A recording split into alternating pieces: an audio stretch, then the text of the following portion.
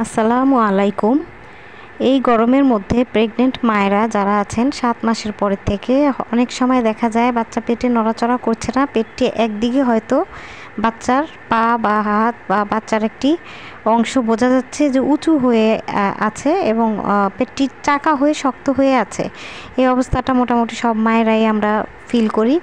তো পেটটা এরকম উঁচু হয়ে হঠাৎ করে শক্ত হয়ে গেলে কিছুক্ষণ সময়ের জন্য বা দেখা যায় অনেক সময় বেশ কিছুক্ষণ সময় এমন হয়ে থাকে, আপনারা ভয় পেয়ে যাবেন না। এমন অবস্থা হলে আপনারা বাকাত হয়ে শুয়ে থাকবেন। ঠান্ডা পানি দিয়ে শরবত বানিয়ে খেতে পারেন বা লিকুইড খাবার, ডাবের পানি অথবা নর্মাল, ওর স্যালাইন খাওয়ার দরকার নাই। অনেক মায়েদের হাই প্রেশার থাকে, এটা খুবই ঝুঁকিপূর্ণ।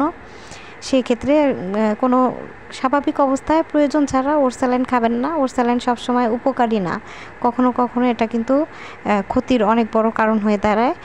আপনারা শরবত খেতে পারেন, ডাবের পানি খেতে পারেন বা স্বাভাবিক পানি খেতে পারেন। একেবারে ফ্রিজের পানি খাবার দরকার নেই, পানি খাবেন এবং বাঁ কাত হয়ে শুয়ে রেস্ট নেবেন, জোরে জোরে শ্বাস নিতে পারেন। কিছুক্ষণ পরে ইনশাল্লাহ পেটটি আবার নরম হয়ে যাবে। এটি স্বাভাবিক একটি অবস্থা, তবে বেশিক্ষণ থাকলে এটি একটি চিন্তার কারণ। না হলে এটি মোটামুটি কয়েক মিনিট পর্যন্ত স্থায়ী থাকতে পারে। রেস্ট নিলে, তরল খাবার খেলে ইনশাল্লাহ ঠিক হয়ে যাবে, ভয় পাবেন না। ধন্যবাদ।